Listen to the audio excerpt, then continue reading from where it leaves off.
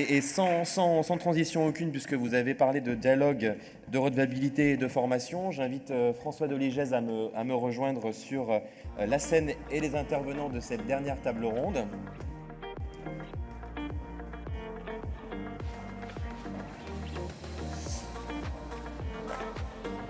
Et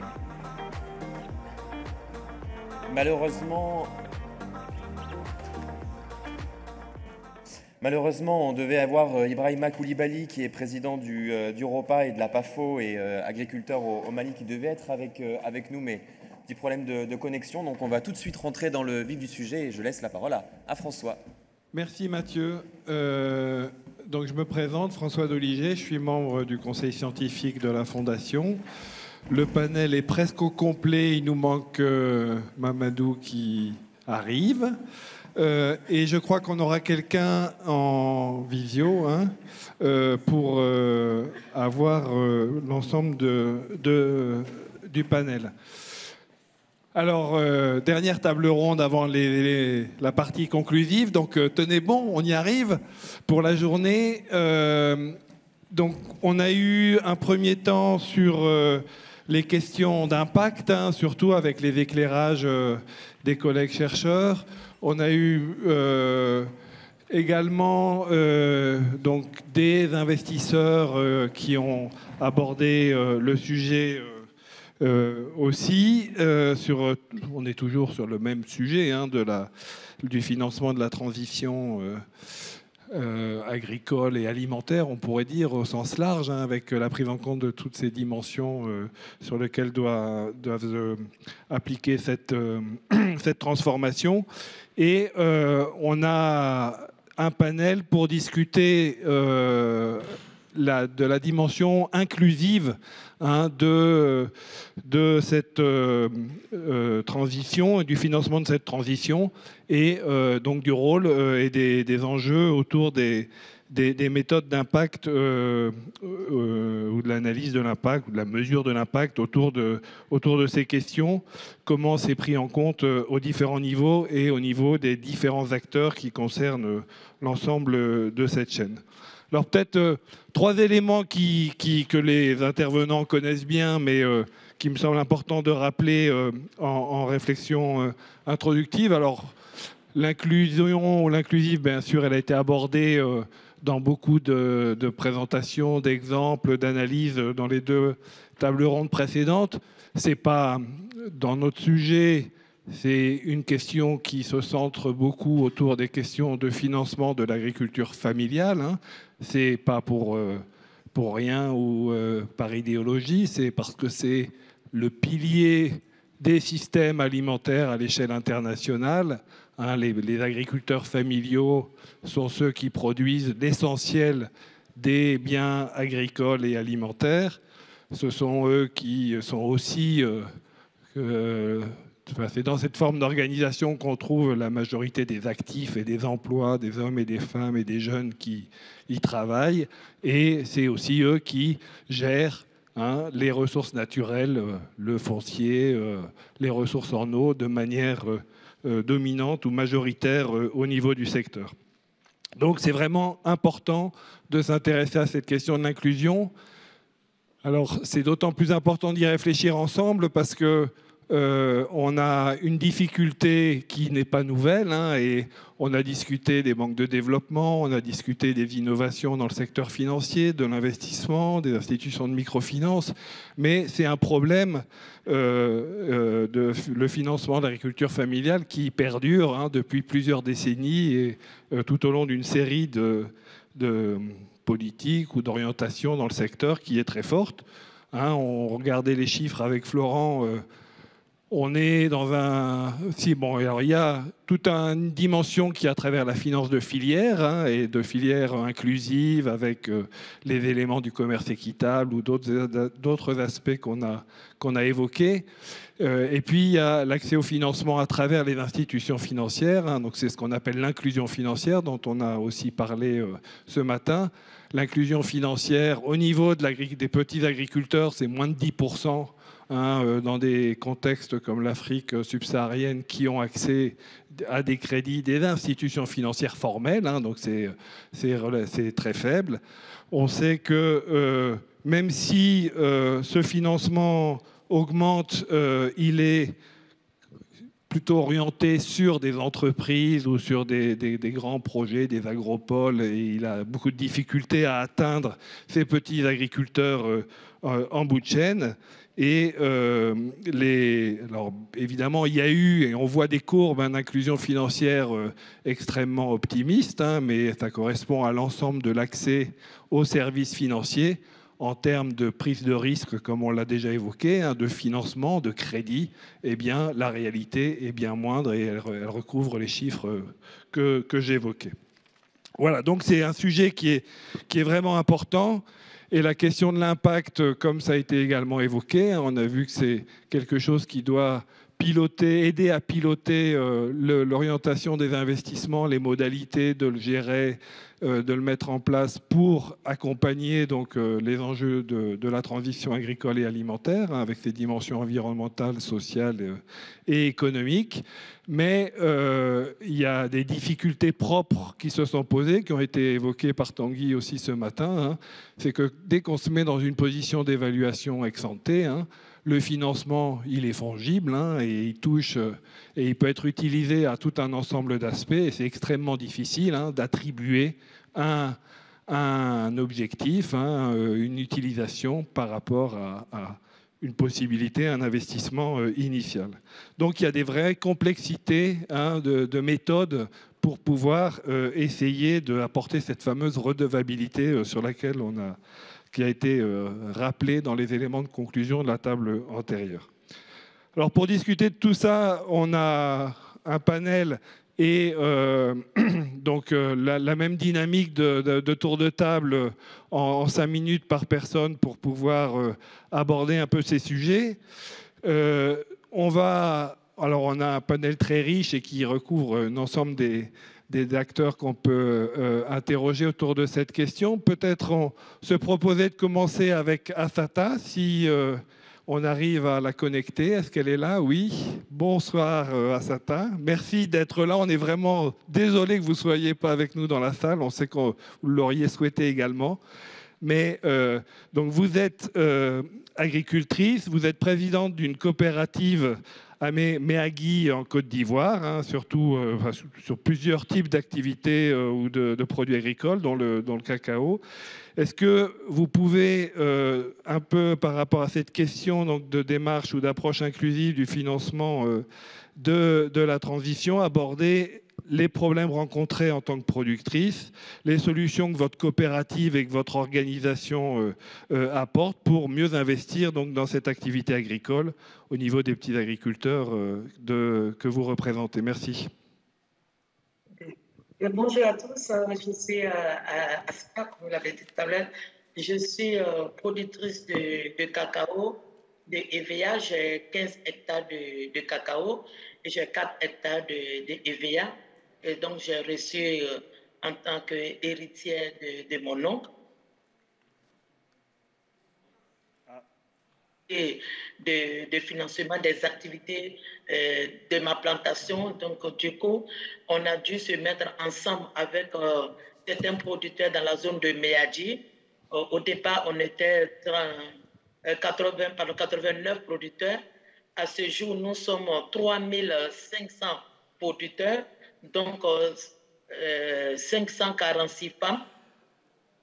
Et du coup, la coopérative, pour mieux cerner toutes les problématiques de productivité, de changement climatique, de maladies dans nos champs, et surtout du prix du cacao, on a dû se mettre ensemble.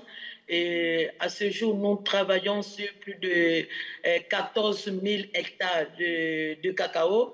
Et la production annuelle de la coopérative est de plus de 8 000 tonnes par an.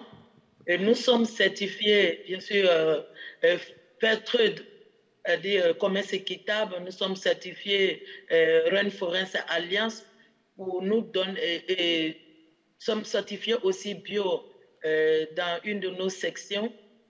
Donc, toutes ces certifications pour nous permettre d'avoir un grand service à rendre à nos producteurs. Et pour cela, il a fallu que la coopérative s'organise et pour pouvoir répondre à ces défis qui s'imposent à nous aujourd'hui, c'est-à-dire la géolocalisation de nos champs et de la connaissance même de notre culture et voilà comment il faut arriver à répondre aux besoins de nos partenaires. Donc, voilà un peu ce que nous avons essayé de mettre en place pour pouvoir répondre à ces besoins-là. Donc, nous certifier et répondre aux besoins de tout ce qui est la géolocalisation, de la qualité du cacao et être formés. Donc, nous sommes aujourd'hui en train de répondre à ces besoins, mais malheureusement, avec ces problèmes de changement climatique, de maladies dans nos champs, il arrive que nous sommes vraiment déboussolés. Nous ne savons pas exactement comment il faut répondre à ces besoins. Donc, du coup, on commence à diversifier nos cultures. Donc, on ne reste pas uniquement dans la culture du cacao. Aujourd'hui, les producteurs qui font les l'EVA aussi, on essaie de s'organiser pour être formés en coopérative. Et nous allons vers la diversification de d'autres cultures, surtout les cultures maraîchères, les cultures saisonnières qui vont permettre aux producteurs d'avoir quand même des revenus un peu plus stables. C'est-à-dire qu'au moment où il n'y a pas du cacao, on arrive à avoir d'autres sources de revenus qui sont des maraîchères. Là aussi, on a encore des difficultés, des changements climatiques, de bonnes semences, de la connaissance, surtout la connaissance culturelle pour pouvoir répondre à ces besoins. Le marché est là, mais malheureusement, nous sommes confrontés encore à d'autres cultures, voilà, d'autres défis. Donc Merci. voilà un peu présenter la coopérative. Merci beaucoup Assata. On pourra revenir dans le deuxième tour de table effectivement sur ce que la coopérative fait par rapport à ces transformations et au suivi des financements qui sont mobilisés derrière. Peut-être je vais pouvoir directement passer la parole à Mathieu Soglonou en complément, donc justement pour mettre en face de ce que vous évoquez comme besoin et comme contrainte des acteurs qui sont dans l'accompagnement au niveau du financement. Donc Mathieu, vous êtes béninois, vous êtes directeur d'une confédération financière qui réunit donc 6 grands réseaux mutualistes d'épargne et de crédit en Afrique de l'Ouest, 4,5 millions de membres, si je suis les chiffres du site de la CIF. Donc vraiment un acteur important du financement rural au sens large dans les différents pays de la sous-région. Et face à cette question du financement des petits producteurs et de la transformation des systèmes agricoles et alimentaires, qu'est-ce que vous pouvez mettre en avant dans l'expérience des réseaux membres de la CIF? Quels éléments de bilan ou d'orientation vous en tirez? Et voilà, on a parlé ce matin de coopération avec vos membres, donc comment vous co-construisez un peu cette approche avec vos réseaux et leurs membres? Merci. Merci beaucoup François. La CIF aujourd'hui, c'est une coopérative financière implantée dans 5 pays de l'Afrique de l'Ouest, le Bénin, le Burkina Faso, le Togo, le Mali et le Sénégal. À date, nous sommes 5 500 000 clients. Donc, en termes d'impact sur la population, chacun de nos clients ayant environ 6 personnes à nourrir. Donc, nous avons un impact direct sur plus de 30 millions de personnes, soit la population du Rwanda, du Bénin, du Togo réunis, ou la Belgique, la Suisse et l'Autriche réunis. Donc voilà un peu notre contribution. Alors comment nous opérons? Nous opérons à travers la mobilisation de l'épargne rurale, dans un principe d'économie solidaire, et également du financement de la petite économie, le financement des chaînes de valeur agricole, le financement des petits producteurs, parce que pour nous, faire du crédit aux petits producteurs, c'est une obligation morale, c'est pour des raisons d'éthique et de justice sociale. On ne peut pas mobiliser l'épargne du paysan pour le déposer dans des banques et financer les riches. Donc nous pensons que nous avons une obligation morale de recycler l'épargne mobilisée auprès du paysan pour financer son exploitation agricole. Et nous avons observé au fil des années que nos clients, nos membres ont de plus en plus besoin d'éducation financière, d'encadrement technique pour mieux produire et également mieux transformer. Et c'est pour cela qu'on a ajouté à nos pratiques de crédit et d'épargne, on a ajouté des pratiques d'encadrement, d'éducation financière, également d'accompagnement sur les contrats tripartites entre le producteur, l'acheteur et le transformateur. Ce qui nous permet aujourd'hui quand même de financer la chaîne de valeur dans une approche beaucoup plus d'agrégateur au niveau des acheteurs de produits agricoles. Nous avons également observé qu'avec la dégradation des sols dans un environnement d'insécurité, il fallait revoir notre approche de financement. Nous avons donc introduit dans nos stratégies la digitalisation des services financiers. Nous avons également introduit une éducation au choix de cultures à mettre en place par les petits producteurs. Au point où aujourd'hui, nous ne finançons plus certaines cultures, mais nous avons mis l'accent beaucoup plus sur des cultures qui sont des cultures qui conservent l'environnement, des cultures qui fournissent plus de valeur ajoutée à l'économie locale, à la sécurité alimentaire portée par les jeunes et par les femmes. Notamment, nous mettons l'accent sur le financement des produits vivriers, nous mettons l'accent sur le financement des produits forestiers non ligneux qui conservent mieux l'environnement. Donc, voilà un peu notre pratique aujourd'hui et comment nous contribuons à sécuriser davantage les terres, mais aussi à financer le développement de l'économie locale. Et nos clients contribuent à l'économie locale à travers la création d'emplois, mais aussi le paiement des impôts au niveau des collectivités locales et au niveau central aussi. On a fait une mesure d'impact, je viendrai sur ça tout à l'heure dans un deuxième tour. Merci. Alors, on peut continuer le tour de table avec Cécile Lapenu. Donc, Cécile, vous êtes directrice du comité Cerise SPTF. Pour moi, c'était un lieu de rencontre et un espace de travail entre acteurs et chercheurs, mais peut-être qu'il faudra repréciser un peu comment Cerise SPTF travaille maintenant.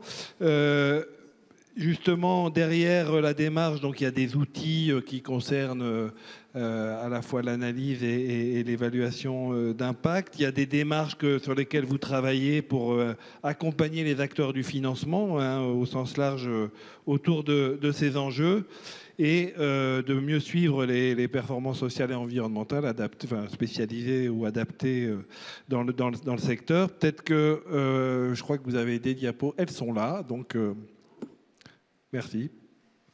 Merci François, merci à tous et ravi d'échanger aujourd'hui. C'est vrai que Cerise SPTF, donc Social Performance Task Force, on a une vingtaine d'années d'expérience dans la finance inclusive.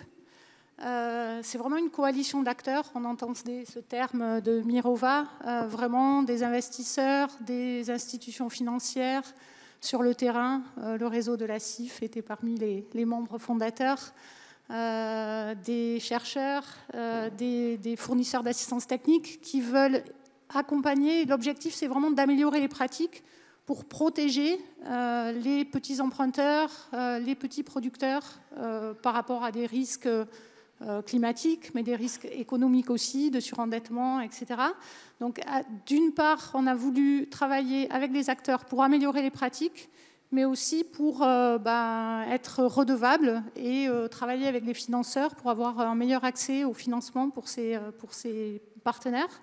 Et donc, on a travaillé en approche collaborative, en approche participative, un peu bottom-up, comme diraient nos amis anglo-saxons, sur la création de normes de gestion de la performance sociale et environnementale. Et l'idée, c'est vraiment d'accompagner et d'avoir des feuilles de route pour les acteurs pour mettre en œuvre leur impact, leur stratégie sociale et au-delà de toute requête réglementaire, de vraiment gérer les risques sociaux et environnementaux et accompagner.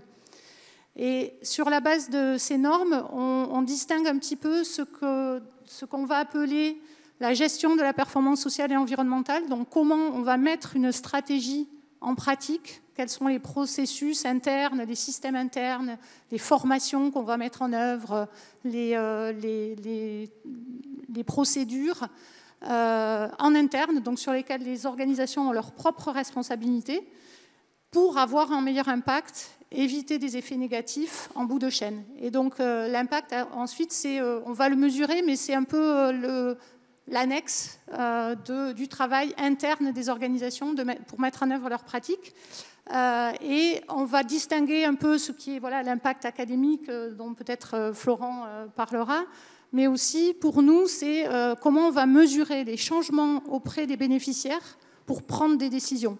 Et donc tout le travail qu'on fait sur l'impact, c'est quelles données pour prendre quelles décisions, comprendre l'impact négatif et pouvoir améliorer les pratiques et donc avoir un cercle vertueux entre l'impact observé et l'amélioration des pratiques. Et on avait travaillé avec PAMECAS au Sénégal en voyant que les jeunes disaient plus qu'ils avaient des problèmes de remboursement.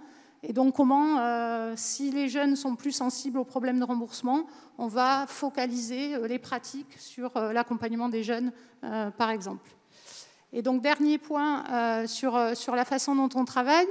L'idée, c'est d'avoir vraiment un continuum. Il y a des grands principes, il y a des normes. On s'inspire des normes IFC, Performance Standard, SFDR, tous ces sigles dont on a entendu parler et sur lesquels il faut reporter. Mais comment on les met en œuvre concrètement, comment on gère les risques et en quoi ils sont utiles. Et donc, on a créé à la fois des normes, des outils d'évaluation. Donc, on a 3000 audits d'évaluation sociale d'institutions financières. On peut faire de l'étalonnage, se comparer avec ses pairs et voir où on veut s'améliorer. On a aussi des réseaux d'acteurs localement, d'experts qui peuvent accompagner les organisations. Et on essaie de démontrer les résultats, soit en faisant de la mesure d'impact, soit en ayant des agences de notation aussi, spécialisées par exemple dans la microfinance, qui vont travailler sur ces approches, et aussi dans le secteur agricole, mais on en parlera à la prochaine étape. Merci Cécile. Florent Bédécarin, acteur devenu chercheur à l'Institut de recherche pour le développement, et donc justement très bon connaisseur de ces éléments, ces passerelles entre études d'impact, apprentissage, redevabilité et les méthodes à mobiliser derrière. Donc vous travaillez spécifiquement sur ces méthodes d'évaluation d'impact social et environnemental, en mobilisant, si j'ai bien compris, beaucoup ces bases de données dont on a parlé ce matin, pour essayer de mobiliser un certain nombre de données au niveau de ces analyses. Et vous avez une grande expérience autour donc, des discussions sur les méthodes d'évaluation de l'impact en inclusion financière. Donc, qu'est-ce que vous pouvez en dire de manière, au niveau des réflexions sur les méthodes et les débats qu'elles suscitent pour ce premier tour de table? Merci. Déjà, moi d'où je parle, bonjour à toutes et à tous. Maintenant, j'occupe depuis 2 ans environ un poste de chercheur, une chaire de professeur junior pour le développement de méthodes d'évaluation des solutions et politiques d'adaptation au changement climatique, donc un positionnement très académique, très recherche. Mais avant ça, j'ai travaillé plus de 10 ans comme chargé d'études ou de recherche auprès d'ONG, auprès de bureaux d'études, de bailleurs de fonds, sur des questions d'évaluation des différents projets, programmes qui étaient mis en œuvre, notamment en finance agricole. Et donc j'ai maintenant ce regard très académique, très recherche sur ces questions-là, mais j'ai aussi eu un parcours qui m'a permis de voir un peu d'autres approches de ça. Et ce que je voudrais dire tout d'abord, c'est qu'il y a des approches qui sont assez intégrées, ça existe avant d'être un peu plus négatif peut-être par la suite. Mais je voudrais d'abord, avant d'être trop négatif, de dire qu'il y a des expériences qui fonctionnent bien. Moi, j'ai commencé ma carrière en travaillant au Mexique pour un centre de recherche qui avait été fondé par une centrale syndicale paysanne, qui avait lui-même monté après une institution financière, et où recherche, pratique et préoccupations sociales étaient complètement intriquées, et où il y avait des dynamiques qui étaient très vertueuses de ce point de vue-là. Et j'ai eu l'occasion de voir d'autres expériences analogues, d'une bonne intégration et d'une recherche intelligente au service des actions, par exemple en Bolivie et au Brésil. Et je connais beaucoup moins bien, mais je crois qu'en Inde, il y a également une sorte d'osmose qui prend comme ça. Mais ça reste, à mon sens, très minoritaire. Et c'est pas qu'à mon sens. Si jamais aujourd'hui on a un peu des cartographies qui permettent de dresser un peu le bilan de l'état des connaissances sur l'impact de... Voilà, pour schématiser qu'est-ce qui marche ou qu'est-ce qui ne marche pas et sur quoi dans le monde. Et une des entités qui fait ça beaucoup, c'est le 3IE, pour International Initiative for Impact Evaluation. Et si vous allez sur leur site, vous allez voir des cartes, un peu des évidences, qui vont un peu faire la synthèse, qui vont montrer sur quel sujet on a des résultats. Et vous verrez que les sujets agricoles et de finances agricoles en particulier sont parmi parmi les moins étudiés, quoi. Enfin, pour lesquels on a le moins de résultats là-dessus.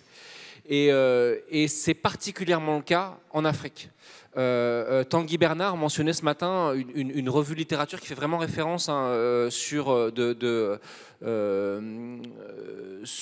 Suri et Udry, sur justement les technologies pour l'agriculture en Afrique. Et si vous ouvrez ce document-là, vous verrez que la partie consacrée au financement tient en une demi-page et que, grosso modo, il n'y a pas grand-chose qui marche. On constate que les agriculteurs en Afrique ne demandent pas beaucoup de crédit, ne prennent pas beaucoup ce qu'on leur propose, ne prennent pas non plus beaucoup d'assurance, au sens de produits d'assurance. Et il y a un peu un filigrane qui dit c'est généralement parce que l'offre n'est pas très adaptée. Mais ça ne va pas beaucoup plus loin, entre guillemets, la recherche. Il n'y a pas l'espèce d'émulation et d'échanges vertueux qu'on peut voir entre recherche et opération, tel qu'on peut l'observer dans d'autres domaines, dans la santé, dans l'éducation, dans d'autres secteurs d'activité économique, par exemple. Et la question, c'est pourquoi ? Pourquoi est-ce que ça marche moins bien ? Et moi, j'ai quelques pistes de réponse. Tout d'abord, il y a une première piste qui m'a, moi, vraiment sauté aux yeux aujourd'hui, c'était...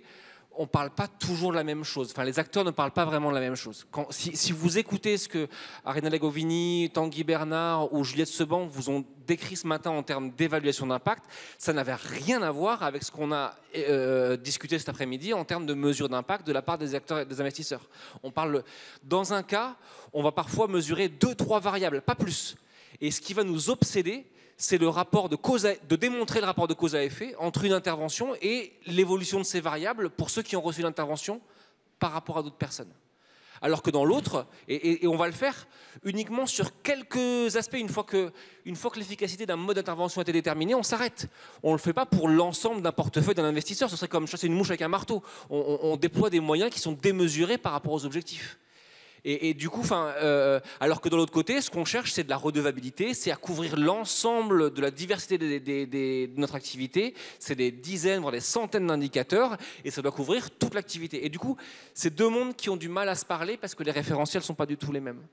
Et pardon, je suis un peu long, je vais peut-être accélérer, mais ce que je voulais dire par rapport à ça, c'est que pourquoi ça existe ? Alors, il y a un peu une obsession pour cette démonstration de la causalité de la part des économistes qui parfois les amène à être très myopes et à vraiment trop simplifier les questions et à ne pas les prendre dans leur complexité et à avoir un peu une recherche en économie qui s'est un peu appauvrie au cours des décennies pour vraiment être cette obsession de la démonstration de lien de causalité. Mais il y a aussi je pense, un manque d'investissement de la part des acteurs du monde agricole, de l'investissement pour créer ces liens et vraiment s'écouter, et ça prend du temps. Et peut-être que des acteurs comme Farm pourront aider à le faire. Et puis, il y a peut-être aussi deux autres facteurs limitants qui me paraissent vraiment importants. C'est le fait qu'il y ait des centres de recherche et des acteurs locaux de la recherche parce que les chercheurs entre guillemets du Nord sont très loin, et pour créer ces échanges-là et pour que les voix des agriculteurs soient entendues dans les agendas de recherche, il faut qu'il y ait de la proximité, et il faut aussi permettre à cette recherche, notamment en Afrique, d'exister et de se renforcer. Et il y a également la question des données, mais ça peut-être que j'y reviendrai par la suite. Merci Florent. Et donc pour toujours dans l'évolution et la réflexion qui nous unit, Mamadou Goïta, donc vous êtes directeur de l'IRPAD, un institut de conseil, de recherche et de conseil au Mali, mais vous êtes aussi expert du panel IPES Food, donc sur les systèmes alimentaire à l'échelle internationale, hein, avec une approche, une analyse assez ambitieuse sur la transformation des systèmes alimentaires durables, ou avec une perspective de durabilité, donc en se mettant à un niveau assez politique et macro, comment vous pouvez problématiser la question qui nous rassemble? Merci beaucoup. Une fois de plus, c'était un grand plaisir de participer à ces débats. Je pense que le débat sur l'évaluation d'impact date de très loin. Et je crois qu'on a évolué avec un certain nombre d'approches qui, plus ou moins, sont des approches inclusives, mais nous sommes toujours restés au même niveau, d'aller un peu plus loin dans la réflexion à cause de ce qui vient d'être dit tout à l'heure. Il y a trop de malentendus. Et ces malentendus, malheureusement, on ne veut pas les adresser. Je crois qu'il y a un premier grand malentendu de la perspective des organisations de producteurs, parce que je collabore énormément avec ces organisations.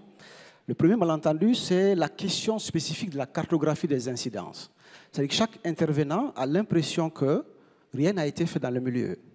On commence à zéro et on veut créer les conditions pour que on puisse voir la visibilité de ce qu'on a investi dans le milieu. C'est un premier problème important. Tandis qu'il y a une logique qui démontre bien qu'il y a cette nécessité de regarder la trajectoire historique des dynamiques sociales, économiques et politiques du milieu qui ne peut pas seulement s'identifier à travers des études de base que nous faisons, l'étude du milieu, mais qui va plus loin que ça, c'est d'écouter les acteurs qui vont être finalement ceux qui vont regarder les changements.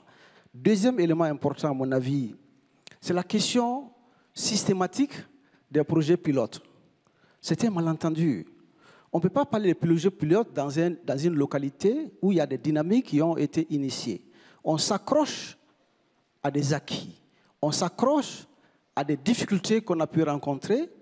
Pilote dans le sens du partenariat entre quelqu'un qui a l'opportunité de financer et des acteurs qui vont utiliser ces financements pour pouvoir faire un changement. Si c'est dans ce sens qu'on parle de pilote, d'accord. Mais si c'est un projet pilote pour tester les outils, tester les approches et tester le mode de financement, il y a un problème. Parce qu'il y a des dynamiques qui sont en cours, parce que ça répond à une logique qui est la logique de l'approche par les problèmes. On veut voir qu'on s'adresse à un problème dans une localité, mais on ne voit pas une approche par les acquis. Où est-ce qu'on est aujourd'hui en termes de transformation sociale, politique et économique du milieu et sur lesquels on va se greffer? Là, on ne parle plus de pilote. On prolonge des acquis et en prolongeant ces acquis, on s'adresse à des problèmes. Donc, c'est très important que cette approche, cette mentalité, ce paradigme de l'approche par les problèmes puisse changer. Sinon, on va être dans la logique de la reproduction d'une succession de projets sans pour autant arriver à arrimer les dynamiques sociétales qui sont en lien avec ça. Troisième élément important à mon avis, c'est aussi le gap qu'on a aujourd'hui en termes de compréhension entre ce qu'on appelle les évidences scientifiques et les faits. Les faits qui sont liés à des connaissances locales qu'on va décrire et qui, nous voulons forcément qu'on les mette dans une lunette scientifique au sens de dire chaque chose doit s'expliquer forcément pour qu'on puisse justifier un rapport d'impact. C'est un malentendu extrêmement important. C'est parce qu'on ne s'est pas écouté au départ qu'on arrive à ces genres de malentendus. Sinon, un paysan qui dit « j'ai planté mon maïs à côté de mon village », parce qu'il y a d'autres choses qui s'ajoutent. Celui-là, ce champ, il a la même taille que l'autre champ, mais il donne plus que l'autre. C'est un fait. C'est un fait. Et qui va s'expliquer par beaucoup d'autres choses. Maintenant, quand on veut démontrer scientifiquement, il faut que vous nous donnez l'évidence scientifique que ce qui a été fait ici, c'est ces facteurs qui l'ont fait fonctionner, vous avez un problème. Vous perdez le temps, et seulement le temps et les ressources, mais l'identification du changement qui s'est opéré va être biaisée, parce qu'on a une approche mécanique de ce que c'est que ce changement scientifique, cette évidence scientifique. C'est aussi un malentendu qui pose énormément de problèmes. Donc, je ne vais pas aller plus loin, parce qu'on va revenir encore sur d'autres aspects. Du coup, on a des difficultés par rapport au référentiel, parce que nous engageons les projets de financement sur du faux. Nous avons un mensonge collectif qu'on identifie parce que les objectifs que nous fixons dès le départ, nous savons qu'on ne peut pas les atteindre. Donc, collectivement, on décide de se mentir et on veut les justifier à la fin de l'impact. Donc, tant qu'on ne part pas, on ne change pas cette approche de bâtir sur du faux avec des objectifs qui ne sont pas atteignables parce que le mode opératoire de projet ne nous permet pas, en 2 ans, en 3 ans, d'atteindre ces résultats, on le sait très bien. Donc, on va à l'idée que nous allons faire un prolongement où nous faisons un pilote dans l'optique de l'arrimer à quelque chose de plus durable. Et tandis que la construction du durable s'est faite au moment où on intervient dans un milieu et en bâtissant quelque chose sur des acquis et non sur des problèmes. Donc pour moi, c'est très, très important que ces malentendus constituent un élément fondamental de mesure de l'évolution des changements de premier niveau, de deuxième ou de troisième niveau dans une communauté par rapport à une aide ou à un crédit que l'on donne. Et si on ajoute à ça que les instruments aujourd'hui de financement sont inadaptés dans la plupart des cas. Inadaptés, s'il s'agit des crédits, c'est court, le taux est élevé et c'est assez frustrant avec des montants. On parle même des petits crédits pour des femmes. On parle des projets, des types de ceci pour dire qu'on veut faire du changement. C'est assez problématique. Mais en plus, quand vous allez aujourd'hui, à chaque fois qu'on est sur des appels à proposition, vous voulez qu'on compétisse avec des problèmes linguistiques assez importants entre les producteurs et ceux qui conçoivent ces instruments-là. Vous voyez pourquoi est-ce qu'aujourd'hui, leur mesure de l'impact nécessite d'être complètement refondée dans une logique de concertation et d'inclusion de ceux qui sont finalement appelés à apporter ces changements dans le milieu. Merci, merci Mamadou. Gros succès. Comme on a un panel, vous voyez, très complémentaire et très rigoureux dans la gestion du temps, on peut repasser à un deuxième tour de table. Et donc, j'aimerais vous redonner la parole les uns les autres, justement pour revenir sur les enjeux de cette mesure ou de cette analyse de l'impact, de voir comment, dans l'organisation, votre organisation, les résultats, les expériences positives et négatives que vous avez pu avoir ou que vous voulez mettre en avant, et comment on peut essayer de progresser un peu autour de cette analyse d'impact. Donc peut-être Assata, si vous êtes encore là, merci beaucoup de tenir à la table ronde avec nous et de pouvoir du coup présenter un peu comment la coopérative s'investit autour de ces questions d'analyse de mesures d'impact, toujours sur cette question de la transformation des systèmes agricoles et alimentaires au niveau des producteurs membres. Ok, d'accord. Au sein de la coopérative, pour maintenir l'impact, il faut d'abord, nous-mêmes, on s'est approprié toutes les problématiques. C'est-à-dire, qu'est-ce que la coopérative a fait? On a mis en place des jeunes, des enfants de producteurs qui sont allés à l'école pour mettre en place des programmes de durabilité et qui tiennent compte de nos réalités. Aujourd'hui, ces réalités, ça part de la plantation jusqu'au prix du cacao et même le travail des enfants et l'accès à la santé et ainsi de suite. Donc, nous avons mis tout en place et les problématiques. On allait poser des questions à des producteurs. Moi, je suis productrice, j'ai cette réalité-là et on a posé des questions aux producteurs au point où on a vu exactement où se trouvent nos problèmes. Au-delà de cela, nous avons essayé maintenant de s'appuyer sur ces jeunes-là pour aller chercher de la compétence. Parce que c'est très important pour nous, parce que ce sont des enfants des producteurs, ce sont des femmes qui ne sont pas allées à l'école et qu'on veut mettre ensemble pour s'approprier les difficultés et surtout les formations que nous allons recevoir. Donc, du coup, nous, en mettant ces jeunes prendre des décisions qui sont dans les programmes de durabilité, qui seront là aussi pour aider les producteurs qui sont, vous savez déjà le problème que nous avons en matière de vieillissement d'arbres, de vieillissement des producteurs, du sol qui est dégradé, tous ces problèmes, nous allons mettre des jeunes en place pour pouvoir répondre à ces besoins.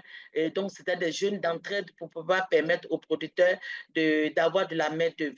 Au-delà de cela, nous allons aussi permettre aux producteurs d'épargner. Donc, nous allons permettre aux producteurs, sensibiliser les producteurs d'épargner au moment où ils ont de l'argent.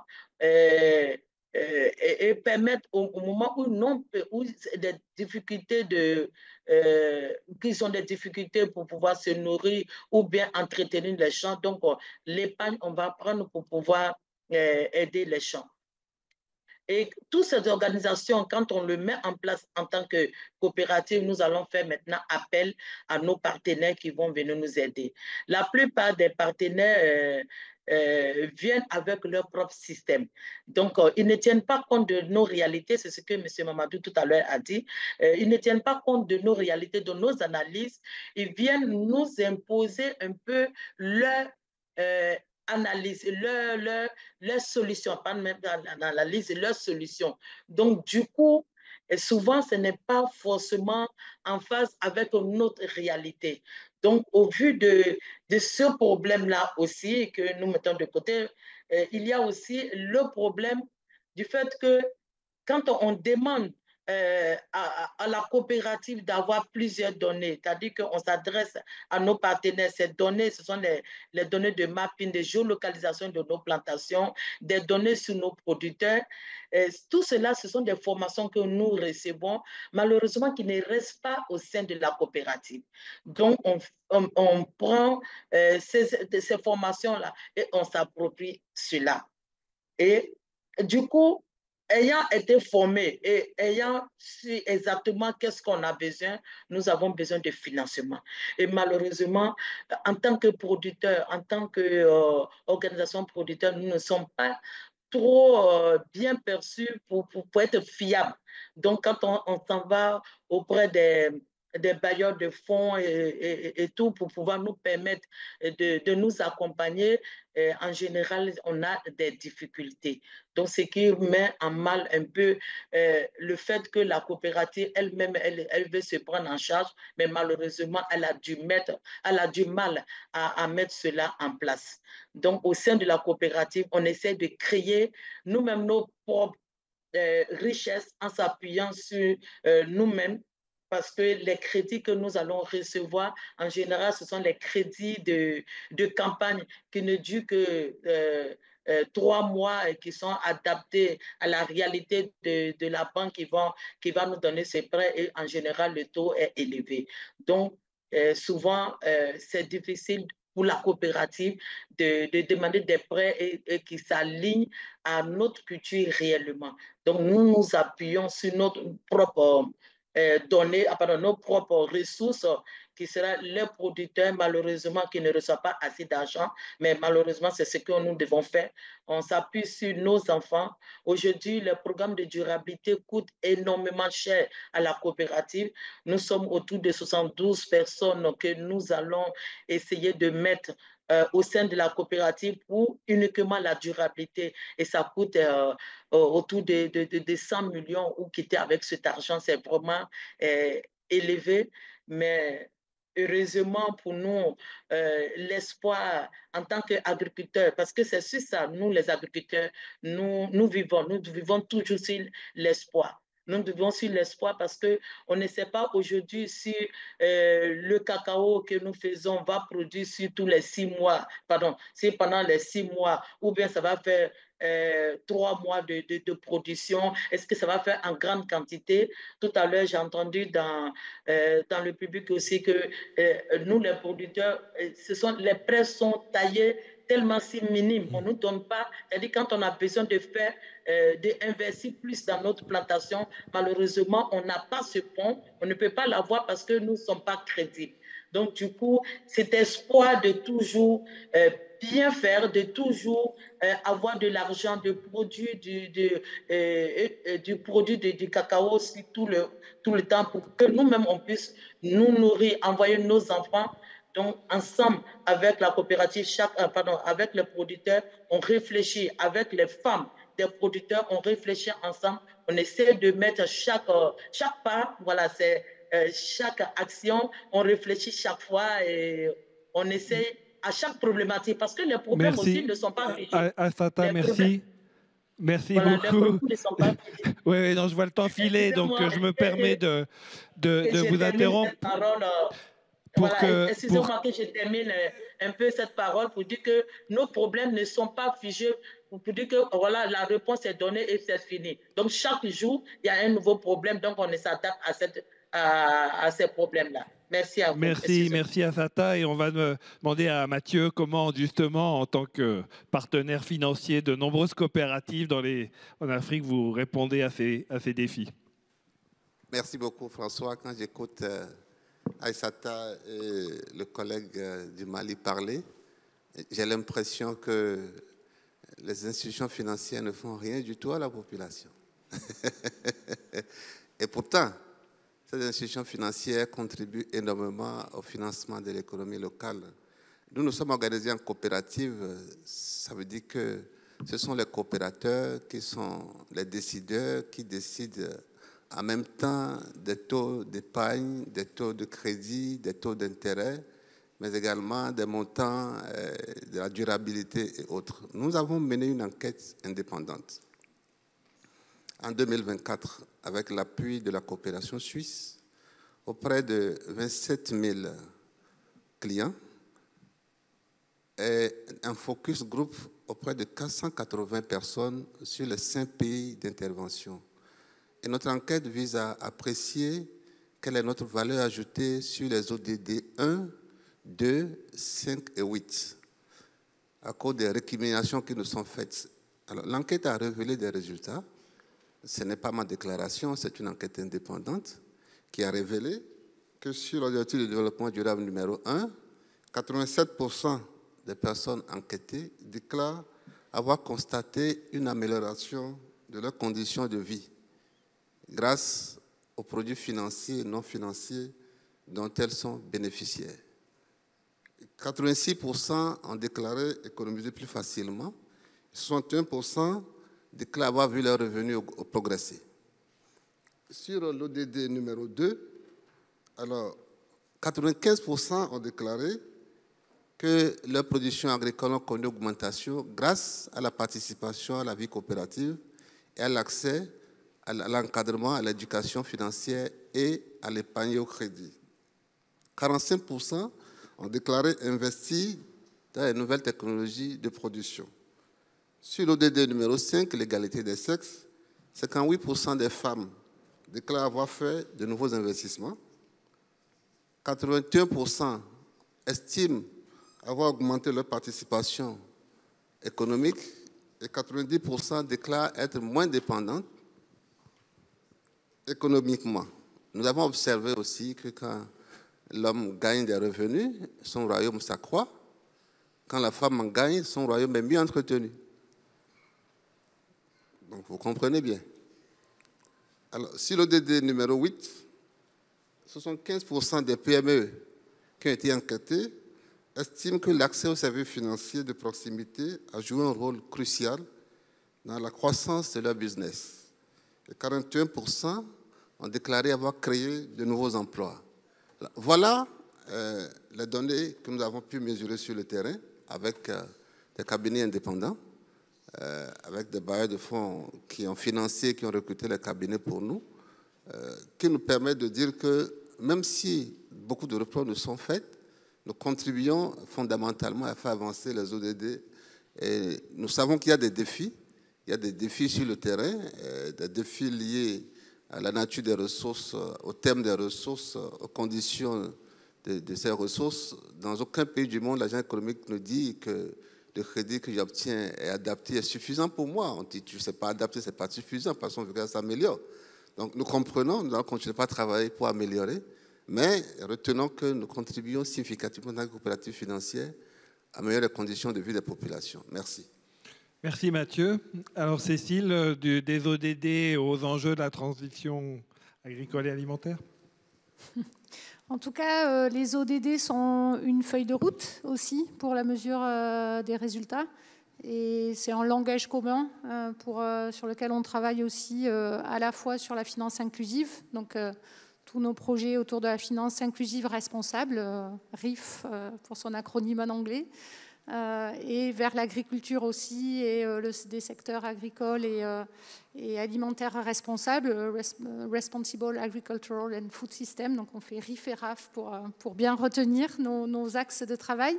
Et c'est vrai que les objectifs de développement durable sont une feuille de route, à la fois pour mesurer l'impact, voir dans quelle direction on veut aller. À Sata disait, parfois les gens sont un peu déboussolés face au changement climatique. Donc comment, étape par étape, sur les processus et les objectifs, les stratégies sociales et environnementales, qu'est-ce qu'on peut mesurer, qu'est-ce qu'on peut suivre et qu'est-ce qu'on peut accompagner.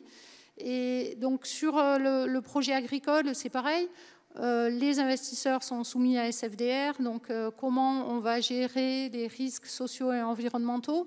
Et la question, ce n'est pas juste le reporting, parce qu'elle serait un peu réductrice. Et c'est comme ça que les investisseurs et les acteurs s'approprient ces cadres-là pour pouvoir gérer les risques sociaux et environnementaux et être un peu moins déboussolés et en tout cas travailler ensemble en coalition d'acteurs pour comprendre ces risques et les gérer. Donc l'idée, c'est pas de construire et de s'appuyer sur des cadres de reporting pour avoir des cadres de reporting, mais comment c'est une feuille de route pour l'action, pour la prise de décision. Et donc c'est ce qu'on travaille aussi dans le secteur agricole, avec aussi une coalition d'acteurs.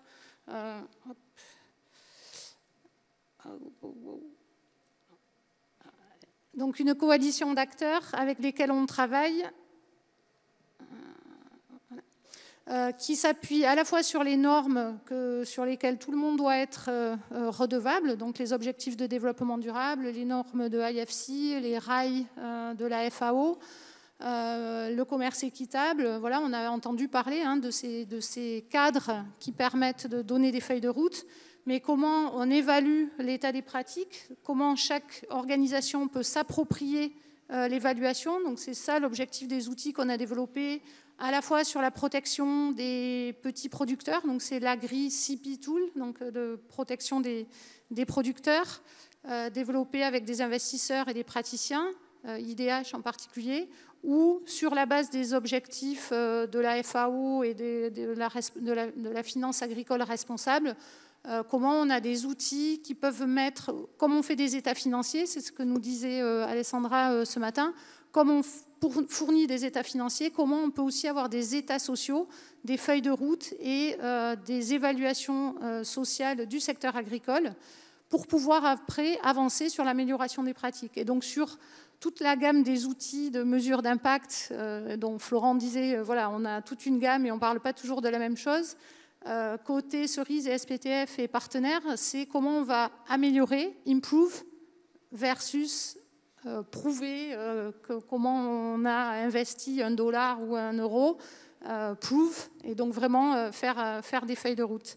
Et l'idée finale, c'est d'avoir un peu des groupes de travail qui testent ces outils, qui les mettent en pratique, des audits. Donc sur la finance inclusive, on a 8000 membres qui travaillent sur ces pratiques, des groupes de travail, des tests sur le terrain, des e-learning pour accompagner les producteurs et les utilisateurs, des ressources techniques, des réseaux d'experts, et comment on crée ce réseau pour ensemble, conjointement, améliorer les pratiques et répondre aux enjeux dans l'agriculture sur le changement climatique notamment, mais aussi sur des contrats équitables pour les producteurs, etc. Donc voilà, on essaie tous ensemble de travailler sur quelles pratiques et comment les mettre en œuvre en interne, même sans forcément seulement s'inquiéter du reporting, même si la régulation pousse quand même dans cette direction, et c'est bien aussi. Merci. Florent, les enjeux du chercheur? Non, mais merci. Moi, ce que je remarque juste, c'est un peu la disparité, en tout cas, des approches. Hein. Donc, je remarque que la recherche sur l'impact a tendance à avoir une approche dont j'ai déjà parlé, un peu restreinte. On voit que le secteur financier produit ses propres référentiels qui se complexifient et qui cherchent à prendre en compte une gamme assez large d'enjeux et d'harmoniser quelque part. J'entends aussi que les acteurs de l'agriculture ont une vision très différente, probablement de démarche de long terme et d'une complexité d'enjeux contextuels qui ne sont pas assez pris en compte par nos deux chapelles à nous déjà. Donc ma question, c'est après, quel est le juge de paix? Qui est-ce qui met d'accord ces trois mondes, ces trois regards qui, quelque part, coexistent sur le même objet et qui, visiblement, parfois ont du mal à s'accorder? Moi, ce que je remarque, c'est dans d'autres domaines, je prends les questions de santé publique, par exemple, sur lesquelles il y a peut-être plus d'alignement entre ces différents discours, entre, d'une part, des acteurs économiques du secteur, de la demande sociale et des chercheurs. Eh bien, il y a justement une demande sociale qui parfois parvient à exister, à s'articuler et à faire en sorte que les politiques publiques, quelque part, viennent mettre tout le monde d'accord, quoi. Et moi, la question que j'ai envie de me demander, quelque part, c'est parfois aussi un peu où est l'État. Et je remarque qu'il est étonnamment absent, en particulier en Afrique et sur les questions de financement agricole. Et quelque part, l'État, c'est pas simplement dire ce qui est ou ce qui doit, mais c'est mettre les gens autour de la table et faire émerger une politique publique concertée, faire exister aussi des données, parce qu'en fait, le problème, c'est que là, on sort des sondages d'un côté, moi j'ai d'autres chiffres, il y a peut-être probablement d'autres chiffres derrière, ou pas des chiffres et des compréhensions de dynamique locale avec plus qualitative ou autre, mais quelque part, on n'a pas un référentiel d'une réalité commune, quoi. Et donc, quelque part, le fait d'avoir un bien public qui soit une statistique agricole, qui tienne la route, contextualisée sur le financement agricole et qui inclut le financement agricole, bah, ça permettrait probablement d'avoir quelque chose de plus qualitatif en termes de compréhension des enjeux et peut-être aussi de mieux faire exister et s'accorder les violons, quoi. Merci. Mamadou, aborder le sujet de la transition à travers les systèmes agricoles et alimentaires. Ça rajoute de nouveaux enjeux? Oui, bon, donc juste quelques petits points. Hein. Je crois qu'il y a un malentendu qui s'est ajouté. Hein. Si on a compris que je disais que les microfinances n'ont rien fait, pas du tout. Je sais que j'ai largement suivi tout ce qui a été fait. Je sais qu'en Afrique de l'Ouest particulièrement, s'il n'y avait pas les systèmes de microfinance, il y a beaucoup de zones qui allaient être dans un état assez piteux aujourd'hui. Donc il y a énormément de choses qui ont été faites. J'ai fait une publication en 1994 sur les expériences d'Afrique de l'Ouest, en 1994, sur des expériences qui avaient déjà démontré suffisamment d'impact de ces microfinances sur le développement. Mais je crois que l'instrument reste adapté pour plusieurs raisons. Alors moi, j'ai quatre pistes, en tout cas, sur lesquelles nous travaillons et qui nécessitent d'être consolidées. Le premier élément, je crois que ça a été dit le matin, c'est la question de renforcement, pas seulement des capacités, mais des compétences et des performances. Parce qu'on est aussi dans une logique de répétition de ce label de renforcement des capacités avec des formations qui viennent systématiquement, même si les gens sont déjà un peu plus loin que ceux qu'on veut les fournir. Et ça se passe non seulement au niveau de la maîtrise des instruments de financement, mais aussi et surtout de comment est-ce qu'on peut documenter avec des données assez fiables l'impact. Parce que là, c'est un aspect important, aussi bien sur le plan d'utilisation des techniques, mais aussi des technologies. Deuxième élément, c'est comment développer des approches inclusives et qui soient au début des projets, mais pas seulement au moment où on est en train de regarder qu'est-ce qui a changé dans le milieu avec l'intervention qu'on a donnée. Et ça passe par l'identification, cette co-construction des référentiels qui sont des indicateurs. Et je pense que c'est quelque chose qui peut fonctionner quand on ouvre le débat sur qu'est-ce qu'on appelle le changement après avoir initié l'action de développement agricole dans le milieu. Et je crois que ce dialogue-là est nécessaire pour qu'on puisse co-construire ensemble des indicateurs en lien avec la perception qu'on a de d'où nous venons, où est-ce que nous voulons aller. parce que c'est fondamental pour la suite du processus. Ensuite, il y a le dispositif de valorisation des résultats de ces évaluations d'impact. C'est aussi une grande faiblesse. On exécute un projet, on évalue, on a des données assez intéressantes, et puis on repart avec. Manipulation des données, premier instant, on s'approprie des données qui ne nous appartiennent pas, parce qu'on a mis toute la contribution de ces communautés à pouvoir collecter ces informations, à les transformer, on y va avec et on ne revient plus jamais. Donc, quel est le dispositif d'utilisation des données, des résultats et des leçons qu'on met en place? Je crois que c'est aussi un élément fondamental sur lequel nous devons travailler. Donc, pour moi, il y a à repenser aussi la manière dont on met en place ce dispositif-là, qui doit être en amont et en aval, et qui doit aussi s'intéresser aussi bien de la perception des communautés avec lesquelles nous sommes, des organisations avec lesquelles nous sommes, que nos référentiels techniques pour justifier pourquoi est-ce que nous avons débloqué cet argent. C'est la combinaison des deux et le dialogue entre ces deux types d'informations qui peut permettre de bâtir quelque chose qui soit appropriable pour l'ensemble des acteurs. Merci Mamadou. Mathieu, je pense souhaiter lancer une série de questions avec la salle. Oui, on a une grosse dizaine de minutes de questions, et 15 si on veut tenir un petit peu le timing, et puis avoir le temps d'écouter les 3 intervenants de conclusion. Donc super. Gabriela, juste en bas, je pense que... oui, Thibaut, si tu veux donner un micro à Gabriela. On ira peut-être faire un tour en visio. J'en ai une ici aussi. Gabriela. Merci Mathieu, merci à tous. Je suis Gabriela, argentine-brésilienne. C'est une super table ronde comme toute la conférence. Et j'ai 2 petites questions en vous entendant ce matin et maintenant. Pour réduire les malentendus, et de quelle façon on peut réduire aussi les asymétries? Parce qu'on a expliqué, on a des besoins qui ne satisfassent toujours pas les coopératives, comme Assa t'a expliqué. Et puis, M. Mathieu Soglonou a dit, pourtant, vous acceptez l'aide. Mais donc, il y a une asymétrie entre les besoins et ceux qui ont les moyens. Et de quelle façon on peut vraiment co-construire pour que, par exemple, le Brésil ou l'Afrique deviennent ce qu'ils viennent devenir, ils veulent devenir, et pas les solutions qu'on veut créer pour eux. Bien sûr, il y a des minimums, mais il y a toujours une asymétrie qui doit être reconnue. Les besoins ne veulent pas dire qu'on n'est pas les droits d'être compris, et les conditionnalités de crédit, quelquefois, nous mènent à faire quelque chose qu'au Brésil, je vais vous raconter, on appelle pro inglés ver. Ça veut dire, en portugais, on fait les choses d'une certaine façon pour faire plaisir aux étrangers.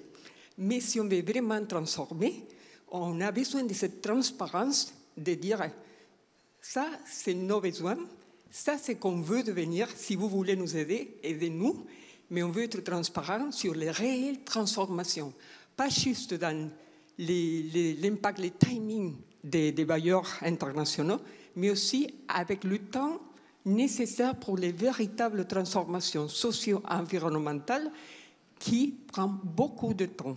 C'est ça. Comment réduire les asymétries? C'est la question.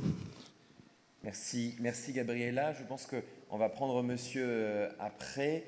Et on va peut-être commencer avec Christian sur les questions à distance. Je sais qu'il y a eu beaucoup de commentaires dans le fil sur les gens qui étaient connectés, mais tu as au moins 2 questions, à mon avis, à poser à nos panélistes. Oui, effectivement, c'est une question qui vient de l'Amérique latine, du Brésil. C'est Fernanda Oliveira de l'Université de Sao Paulo. Et elle dit « L'agriculture, comme d'autres secteurs, est soumise à la spéculation et à l'ambition des grands acteurs économiques qui privilégient exclusivement la rentabilité économique par rapport à d'autres considérations. Comment éviter que la mesure d'impact ne finisse par privilégier les critères de rentabilité économique au détriment des autres dimensions de l'impact ?» Merci. Pas d'autres questions? Non? Alors, ouais, Thibaut, on va prendre... monsieur, parce que les gens n'ont pas encore parlé, on va privilégier ceux qui n'ont pas encore pu prendre la parole, là-bas, et ensuite ici. Merci beaucoup, Ahmad Mohamed. D'abord, c'est pour féliciter les orateurs de ce matin et de cet après-midi. On nous parle de transition, d'adaptation. Est-ce que, par rapport à tout ça, on a oublié de parler de l'habitat et de l'assainissement? Est-ce qu'il n'y a pas un accompagnement par rapport à tous ces écosystèmes? Merci. Merci. On va prendre monsieur en bleu. Oui, c'est monsieur Alphonse Soel. Donc, je suis le fondateur de la ferme Penengongo à RDC. J'ai juste une petite question de compréhension. Quand on parle des changements, parce que j'ai entendu beaucoup parler des mots changement, et dans ma tête, je me dis que les changements, c'est une porte qui s'ouvre que de l'intérieur. Alors, la question que j'aimerais bien poser, quand on parle des changements, est-ce que vous attendez que ce soit de l'extérieur ou bien de l'intérieur? Première question. Deuxième question, c'est de savoir, quand on va voir les paysans, il faut leur dire, est-ce qu'en faisant de l'agriculture, on devient riche ou bien juste pour améliorer la vie de tout le monde? Parce que c'est là aussi un grand problème, parce que si on doit aller expliquer aux gens qu'en faisant l'agriculture, on va devenir riche, tout est déjà faussé. Parce que quand il y a des fonds, et ces fonds, souvent, ça part de quoi?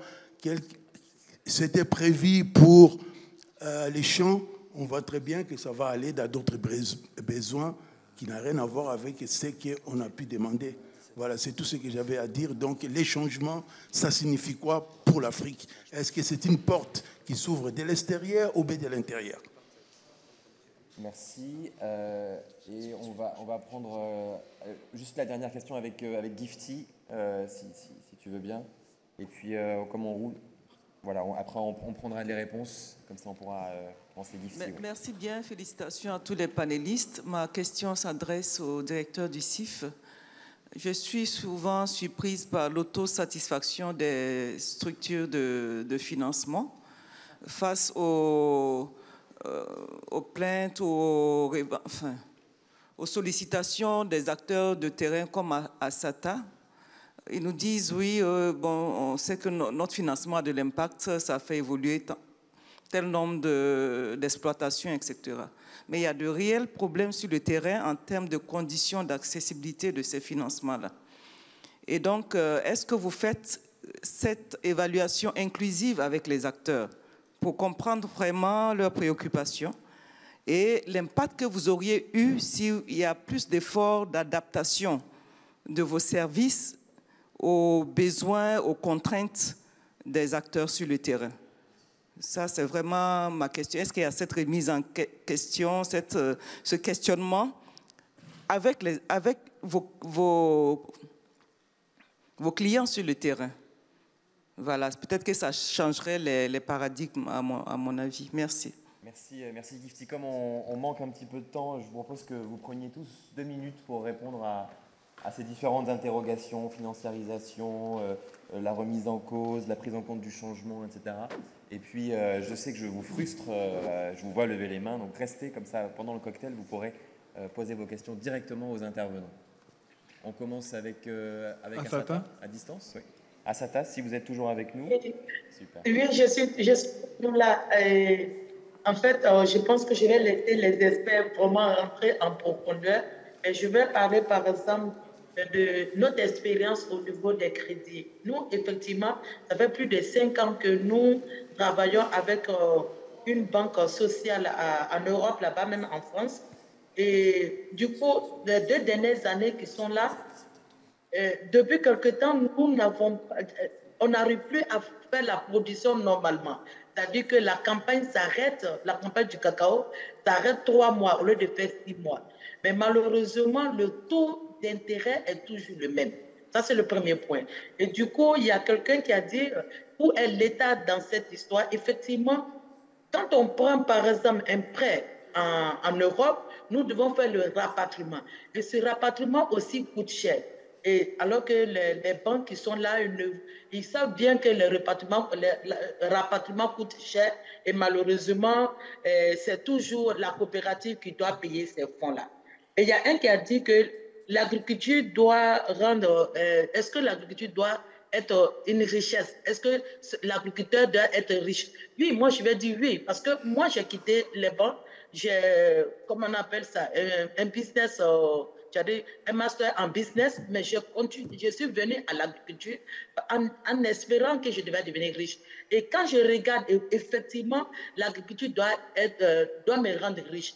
Mais malheureusement, les conditions dans lesquelles je travaille et tous ces lourdeurs comment on appelle ça, de tout ce lourdeur-là ne peut pas me rendre riche. Il faut qu'on communique, il faut qu'on prenne en compte tout ce que nous voudrons, qu'on vienne sur le terrain et qu'on vérifie effectivement nos demandes, que ce soit adapté aux conditions de crédit ou bien des prises de décision pour les producteurs.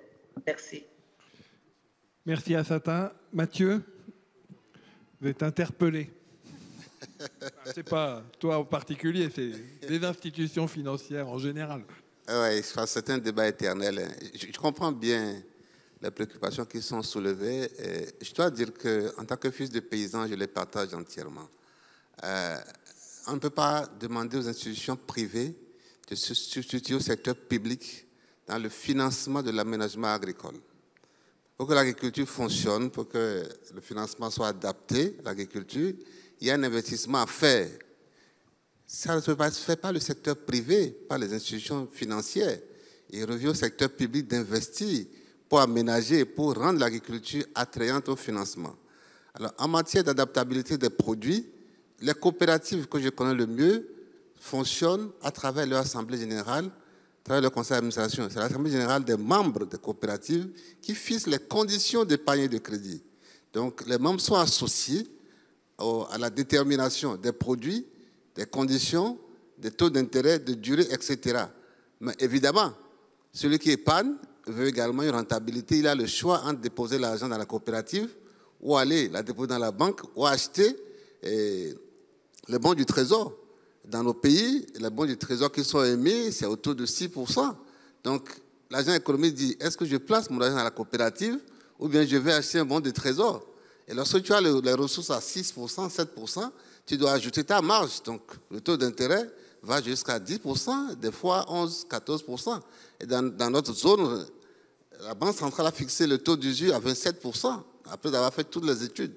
Donc, vous comprenez que dans ces conditions, on ne peut pas demander au secteur privé qu'est l'institution financière de pouvoir répondre à toutes les sollicitations en matière de besoins de financement.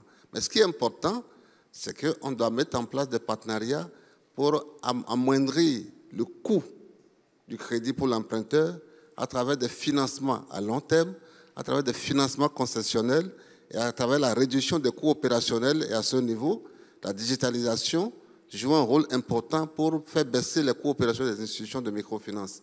Nous allons continuer par mieux vous écouter et mieux vous servir. Merci. Cécile ?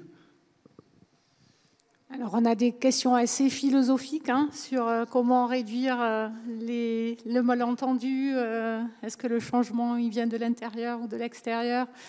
En tout cas, sur l'expérience qu'on a depuis plus de 20 ans, moi, ce que je retiens, c'est que les coalitions d'acteurs, les plateformes où on met ensemble des profils différents, des investisseurs, des institutions financières, des chercheurs, des régulateurs maintenant qui se joignent, des associations de consommateurs aussi. On s'est associé avec des associations de consommateurs comme Consumer International pour identifier les risques et les enjeux pour les producteurs ou les agriculteurs. C'est sans doute la façon où chacun peut donner sa voix et trouver des compromis. Je pense qu'aujourd'hui, parler de compromis, c'est pas mal. Ça peut faire avancer des choses. Et voilà, des plateformes comme Farm le propose, ou comme on a travaillé depuis des années avec les réseaux de la CIF, les régulateurs. C'est sans doute une façon de faire avancer les choses. Et ce qu'on voit, nous, c'est qu'il y a une vraie adoption des outils, des approches, des vraies techniques pour améliorer les pratiques derrière, des vraies ressources. Et voilà, il y a des plateformes et des bases de données qu'on a maintenant qui montrent que ça aide à une certaine échelle. Ça ne résout pas tous les problèmes de financement de l'agriculture, mais l'idée, c'est de pouvoir renforcer les organisations pour être plus à même de convaincre les investisseurs, de convaincre les producteurs que des données, des produits et services sont adaptés et de faire voilà, un investissement responsable et inclusif dans l'agriculture et le secteur alimentaire.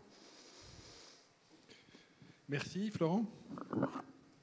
Merci. Non, peut-être sur la symétrie entre les besoins et l'offre, entre guillemets, c'est le drame de la finance agricole. Hein. C'est que, en tout cas en Afrique, c'est établi que les durées, les garanties qui sont demandées, les conditions, les fréquences de remboursement sont pas adaptées au monde agricole. Et les endroits où elles le sont, c'est soit, on entendait ce matin, parce que l'État dit à toutes les banques commerciales, vous mettez 20% sur l'agriculture ou vous arrêtez d'opérer, comme c'est le cas au Brésil, au Mexique. Enfin, ce que je veux dire, c'est que il y a un moment, l'État n'est pas que un régulateur, il y a un moment où il doit être aussi un promoteur, quoi. Et c'est vrai que moi, l'impression que j'ai, c'est qu'en Afrique, en tout cas subsaharienne, l'État s'est beaucoup retiré du financement de l'agriculture pour des raisons, pour plein de raisons. Mais voilà. Et après, sur la question de la spéculation versus rentabilité économique, qui je crois est la seule question qui n'a pas été vraiment... Non, il y a une autre question pas répondue, mais sur celle-ci, la question, ça dépend aussi de qui est autour de la table. C'est-à-dire que lorsqu'on parle de participation, d'intégration, de concertation, c'est avec qui. Et c'est vrai que pour l'instant, il y a beaucoup d'efforts qui ont été faits, qui associent parfois une gamme plus large d'acteurs. Les producteurs agricoles sont souvent pas autour de la table. Donc je pense que c'est un défi, ça peut être aussi, et peut-être que là il y a un rôle pour Farm à les accompagner pour qu'ils y soient et à faire en sorte qu'ils y soient. Et sur la question de l'habitat et d'assainissement, a priori, là on s'est focalisé sur cette question-là parce que c'était la commande, mais on peut tout à fait évaluer l'impact du financement agricole sur les conditions de vie des ménages agricoles. Ça se fait, c'est souvent d'ailleurs plus facile à mesurer que la pauvreté. C'est plus facile de voir si les gens ont amélioré leur logement ou ont un système d'assainissement amélioré après X ou Y politique publique ou projet ou programme que de mesurer s'ils sont effectivement pauvres. Ça c'est plus compliqué à faire. Voilà, c'est tout. Mamadou. Je crois que toutes les questions ont été répondues, hein, donc je n'ai pas grand-chose. Non, juste pour dire que la question vraiment des espaces multi-acteurs, c'est fondamental. Et ça crée ces dialogues entre les différents acteurs. Donc la question des asymétries, on minimise les risques en fait de ces malentendus avec ces espaces multi-acteurs, mais sans a priori, parce que la question de la responsabilité de piloter les débats au sein de ces espaces multi-acteurs est un élément important. Ensuite, je crois qu'on doit repenser toutes les orientations actuelles sur ce contexte de partenariat public-privé, parce que c'est assez exclusif. Ça ne permet pas aux acteurs, notamment les producteurs, d'être autour de la table pour avoir cette discussion. Donc je crois que là aussi, il y a des pays en Afrique qui ont des lois sur le partenariat public-privé, mais c'est complètement biaisé parce que les acteurs clés qui doivent être en amont pour définir ensemble les référentiels ne sont pas autour de la table quand ça se dessine. Je crois que donc la question d'accès à l'information passe aussi par cette dynamique. Et je crois que débattre sur la question de la rentabilité financière par rapport aux autres formes de rentabilité, ce sont des questions qui vont être résolues quand on est dans une situation de dialogue et de concertation avant d'engager un partenariat. Je pense que c'est à ce titre qu'on peut régler le problème, parce que les concepts aussi sont souvent difficiles à cerner. On parle de rentabilité financière, de rentabilité économique, en sachant que ce sont des choses qui sont différentes. Mais je crois qu'il y a beaucoup de confusion dans les mesures d'impact, parce qu'on veut voir coûte que coûte, comment est-ce qu'on a fait on a dépensé 1 et on a 1 plus 0,5, quelque chose comme ça, mais tout en ignorant toute la dynamique de création d'emplois, d'opportunités économiques que l'activité, le projet peut ouvrir à la communauté, et d'autres aspects qui sont de la sphère de la rentabilité économique et qui n'est pas seulement d'avoir un bénéfice financier net par rapport à l'activité que l'on mène. Donc ça aussi, ça s'éclaircit quand on co-construit ensemble les référentiels de base pour mettre en place des projets. Je crois que c'était la conclusion. Voilà, exactement. C'était le mot de la fin. Il est 17h01. Merci Cécile, merci Assata à distance. Et encore une fois, on a hâte de vous voir à Sata de passage à Paris. Merci de vous être connectés, d'être restés avec nous. Merci à Florent, à Mamadou et aussi bien sûr à Mathieu et François pour la modération.